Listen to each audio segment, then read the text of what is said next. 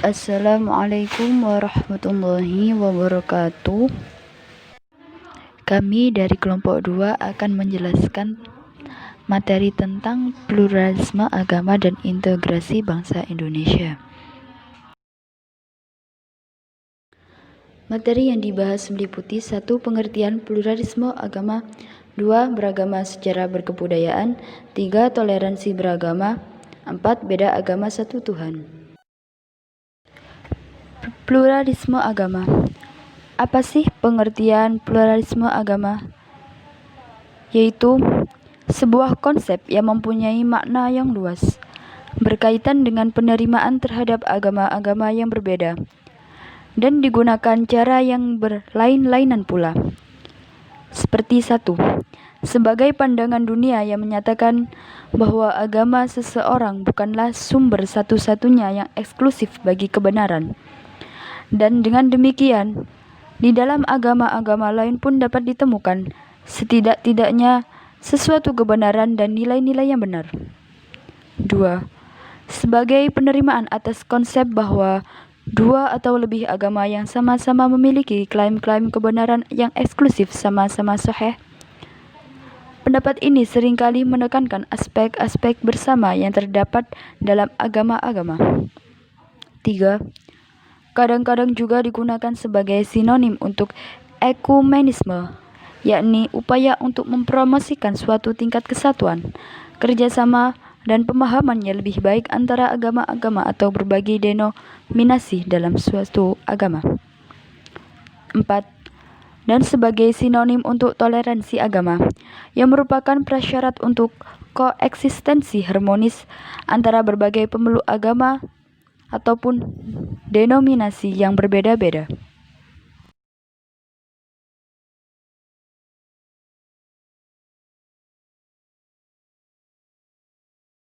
Term pluralisme berasal dari bahasa Inggris, yakni plural, yang berarti banyak. Adapun pluralisme menurut beberapa tokoh dan ahli. 1. Menurut Gerald 1996, pluralisme adalah pandangan filosofis yang tidak menggambarkan semuanya pada prinsip, melainkan terhadap penerimaan atau toleransi suatu keragaman. Dapat berkaitan dengan banyak aspek kehidupan, seperti segi kultural, religius, dan politik. 2. Menurut Muhammad Sofan 2011, pluralisme adalah usaha membangun kesadaran yang bersifat ketuhanan tetap dan sosial, sebab kehidupan manusia tidak dapat lepas dari keanekaragaman sebagai konsep sosial dan ketuhanan. 3. Menurut Syamsul Ma'arif 2005, pluralisme adalah sesuatu perwujudannya akan toleransi keberagaman tentang kompleks budaya dan etnik di dalam masyarakat sebagai bentuk adanya toleransi. 4. Menurut Muhammad Fatih Osman 2006, pluralisme adalah penerimaan atau toleransi terhadap keberagaman sehingga manusia mendapatkan hak dan kewajibannya yang sama dengan manusia lain.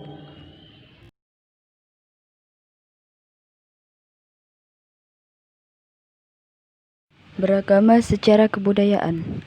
Apa sih beragama secara kebudayaan itu? Yaitu agama dalam arti sempit ialah seperangkat kepercayaan, dogma, peraturan etika, praktek penyembahan, amal ibadah terhadap Tuhan atau dewa-dewa tertentu. Dalam arti luas, agama adalah suatu kepercayaan atau seperangkat nilai yang menimbulkan ketaatan pada seseorang atau sekelompok tertentu kepada sesuatu yang mereka kagumi, cita-citakan, dan hargai. Kearifan lokal dan keanekaragaman yang ada di tempat tinggal asal tidak dapat dipisahkan oleh kebutuhan manusia di dalam jiwa atau kepercayaan yang ada. Manusia merupakan makhluk sosial yang tidak dapat hidup sendiri sejak dulu. Manusia purba mengenal berburu meramu, nomaden, dan menghasilkan keturunan serta mempercayai nilai animisme dan dinamisme. Nilai-nilai tersebut berkembang menjadi sebuah nilai aturan yang mengikat bagi yang mempercayainya. Dalam kondisi tersebut, ada banyak sekali usul-usul yang membuat agar terutama nilai-nilai sosial yang ada mampu berkembang menjadi sebuah rasa bagi manusia tersendiri untuk melakukannya. Kebudayaan bisa terjadi karena adanya nilai yang diamalkan menjadi kebiasaan yang kuat dan memiliki arti tersendiri bagi si pemeluk budaya tersebut. Agama adalah candu.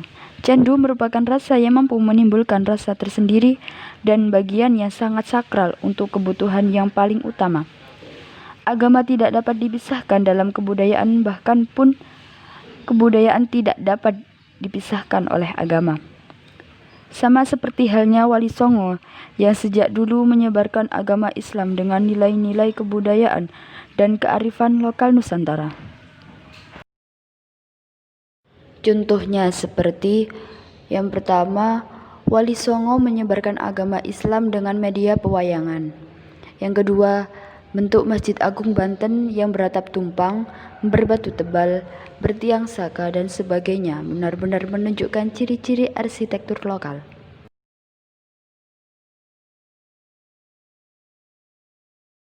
Adapun lokal jenius memiliki karakteristik antara lain: 1. Mampu bertahan terhadap budaya luar. 2. Mempunyai kemampuan mengakomodasi unsur budaya luar. 3. Mempunyai kemampuan mengintegrasi unsur budaya luar ke dalam budaya asli. 4. Memiliki kemampuan mengendalikan dan memberikan arah pada perkembangan budaya selanjutnya. Baik, untuk materi selanjutnya yaitu toleransi beragama. Apa itu toleransi beragama? Jadi menurut bahasa, toleransi berarti kelembutan hati. Sedangkan secara istilah, toleransi adalah sikap terbuka yang mencakup masalah-masalah keyakinan ataupun agama. Seorang harus diberikan kebebasan untuk meyakini dan memeluk agama yang dipilihnya masing-masing. Dasar-dasar toleransi beragama. Dalam Islam sendiri, toleransi beragama terdapat dalam Quran Surat Al-Kafirun ayat 6. Sedangkan dalam Kristen terdapat dalam Matius 45.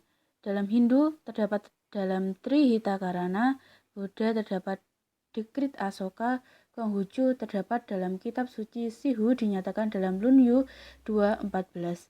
Jadi pada dasarnya semua agama yang telah resmi di Indonesia itu mengajarkan umatnya untuk bertoleransi agama. Toleransi antar umat beragama dapat diwujudkan dalam bentuk 1.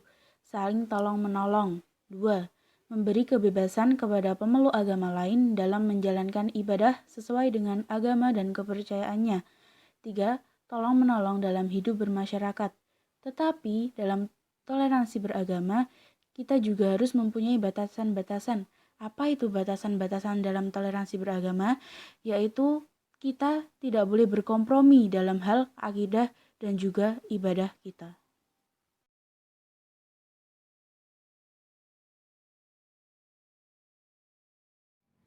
Beda agama, satu Tuhan. Yang dimaksud ialah perbedaan agama antara Islam, Yahudi, dan Nasrani.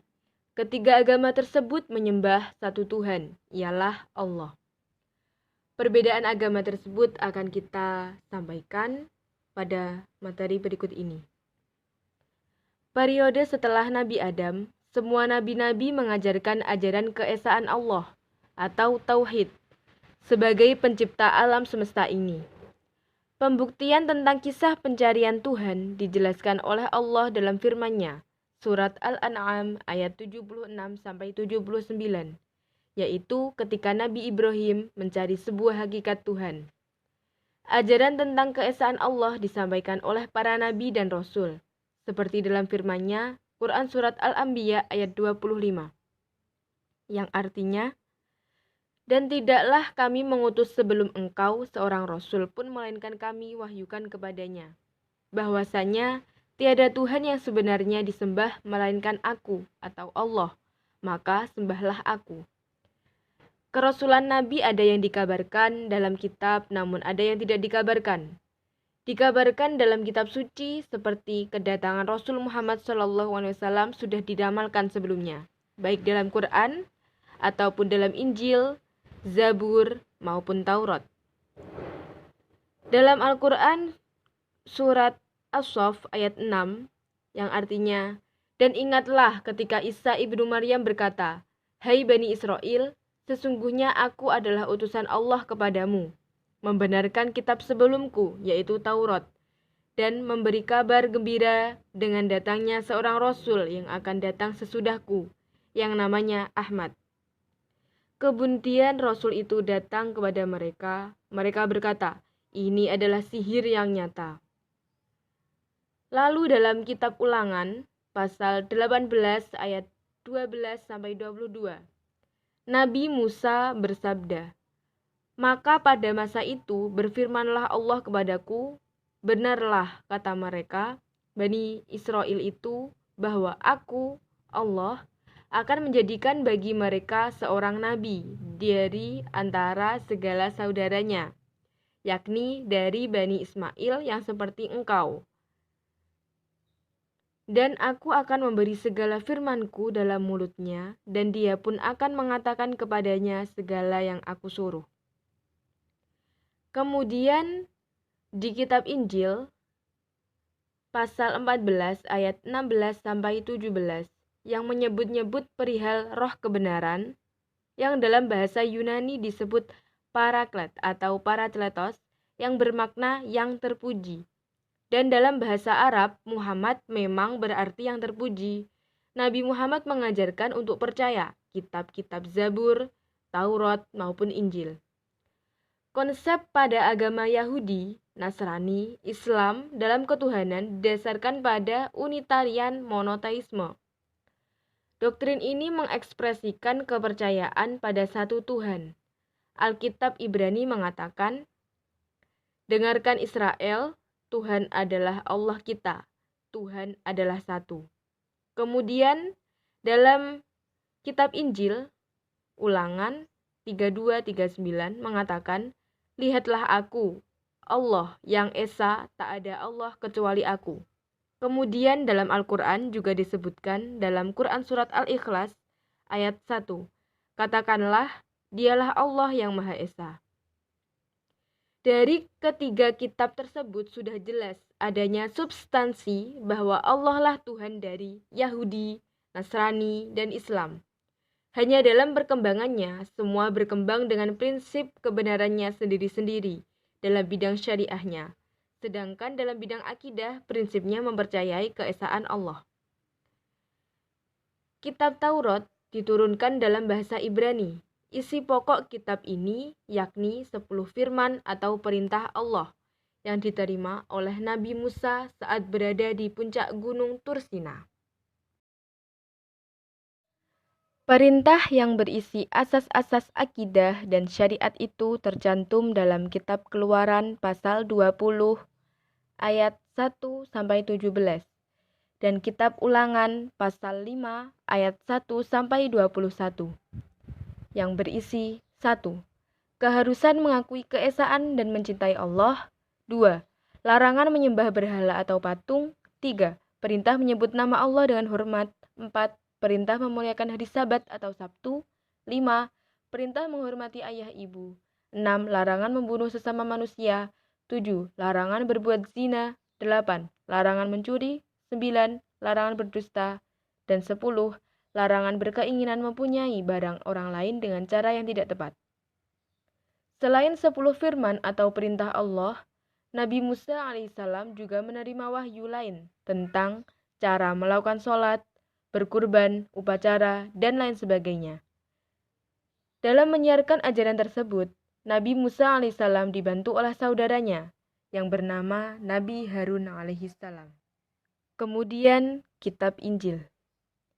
Selain berisi keesaan Allah, kitab Injil juga mengajak zuhud, yakni pola hidup yang tidak mengutamakan hal-hal yang bersifat duniawi. Isi Injil Barnabas banyak persamaannya dengan yang diberitakan Al-Quran, sebab dalam kitab tersebut diterangkan bahwa Yesus tidak disalib, yang disalib sebenarnya Yudas Iskariot, yang telah diserupakan oleh Tuhan, baik rupa maupun suaranya, dengan Yesus. Sedangkan Yesus sendiri loncat bersama malaikat dan terus diangkat ke hadirat Allah Subhanahu wa taala. Hal ini tercantum dalam kitab Injil pasal 215, 216, dan 217. Yesus bukanlah anak Allah, bukan pula Tuhan, tetapi seorang Rasul Allah. Bahwa putra Nabi Ibrahim alaihissalam akan disembelih karena perintah Allah Subhanahu wa taala adalah Ismail. Esensi dalam ketiga kitab tersebut yang mengharuskan untuk mempercayai keesaan Allah dan mempercayai Rasul terakhir, yaitu Nabi Muhammad SAW.